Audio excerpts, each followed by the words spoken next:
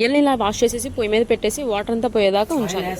వెల్లుల్లి paste, basmati rice, కొత్తిమీర mixing, biryani ఆకు, లవంగాయ, ఏవో ఫ్లవర్స్, ఇవి కూడా నాకు తెలీదు, ఇవి తెలీదు, నిమ్మప్పు,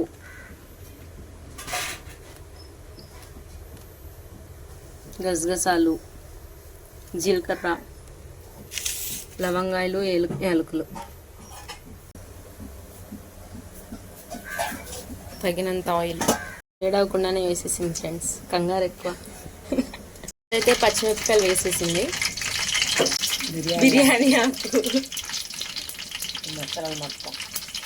మసాలాలు మొత్తం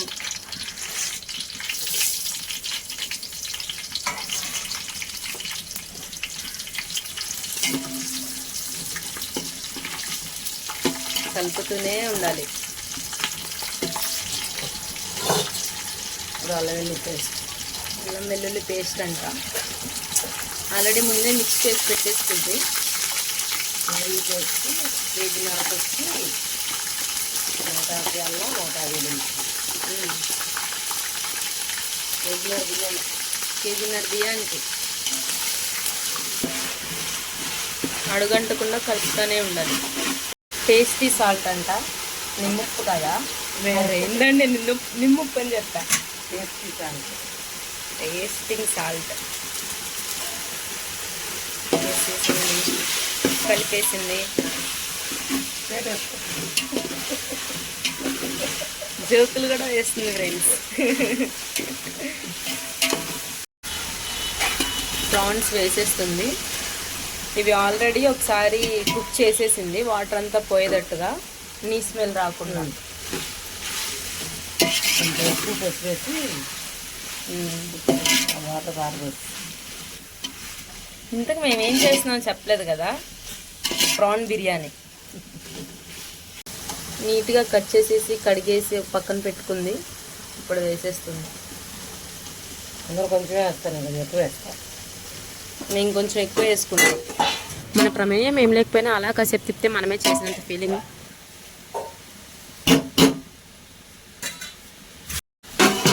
మూత వేసేసి కాసేపు పక్కకి వెళ్ళిపోవాలి. 4 మాట.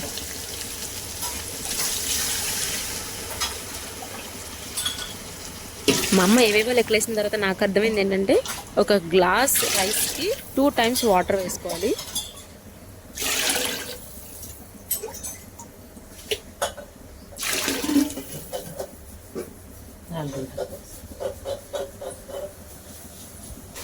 రుచికి సరిపడ్డ ఉప్పు అంట.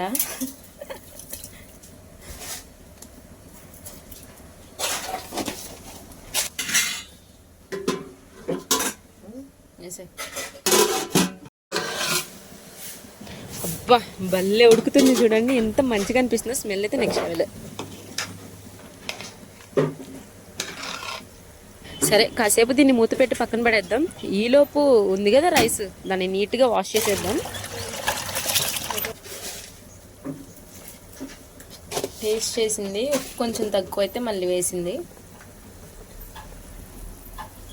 ఇంక ఇప్పుడు రైస్ వేసేస్తుంది మొత్తం. నాకున్న మెమరీ పవర్కి ఇదంతా నేను గుర్తు పెట్టుకుంటానో లేదో అని భయం వేస్తుంది. వీళ్ళకి ఎట్లా గుర్తుంటాయి ఇవన్నీ.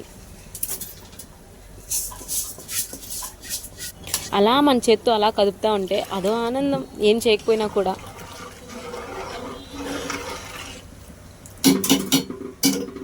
మా ఇంట్లో అయితే అరటి చెట్లు చాలా ఉంటాయి. ఇప్పుడు ఈ ఆకు ఎందుకు కోస్తున్నామో మీకు తర్వాత తెలుస్తుంది. సో చూడండి.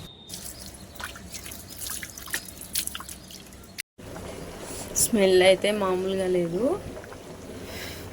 మీకు కనిపించట్లేదు కానీ మంచిగా ఉడుకుతుంది. బిర్యానీ పౌడర్ అని బయట ఉంటుందంట, అదైతే అసలు స్మెల్లే రావట్లేదంట. ఇంకందుకే ఈవిడే రోట్లో తెగ రుబ్బేసుకుంటుంది. అన్నీ వేసేసిన తర్వాత ఇది ఎందుకు రుబ్బుతున్నాము అనుకుంటున్నారా? తర్వాత మీకే తెలుస్తుంది చూడండి.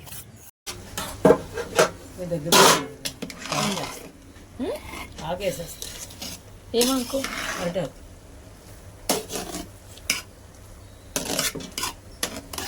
కొంచెం పొలుకుంటే ఎందుకు అరిటాకు వేస్తానా? ఆవిరి బయటికి రాదు.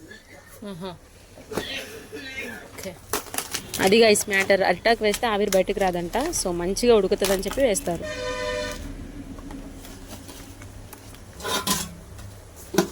ఇప్పుడు వెయిట్ వాటర్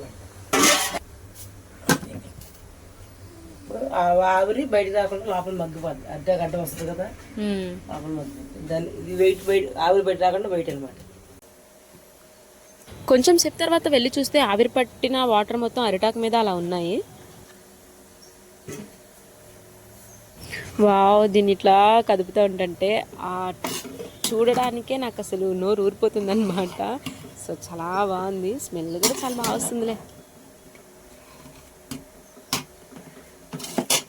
ఇంకా ఇప్పుడైతే కొంచెం పాలు అట్లా తీసుకొని దానిలో కొంచెం కలర్ కలిపేసి వేసుకోండి. మీకు ఇష్టమైతే వేసుకోండి, లేకపోతే వదిలేండి. కలర్ అంత మ్యాండేటరీ ఏం కాదు. ఇప్పుడు అర్థమైందా గైస్, ఇలా లాస్ట్కి ఆ పొడి మొత్తం చల్లితే మంచి స్మెల్ వస్తుందంట. అండ్ ఓపెన్ చేయగానే కూడా మంచిగా అనిపిస్తుంది. సో అందుకే రుబ్బిందనమాట. ఇంకేముంది, నీట్గా మంచిగా అటు ఇటు కలిపేసుకొని, అంటే ఈ పొడి కిందకి అంటే కింద రైస్కి కూడా వెళ్ళేటట్టుగా కలిపేసుకోండి.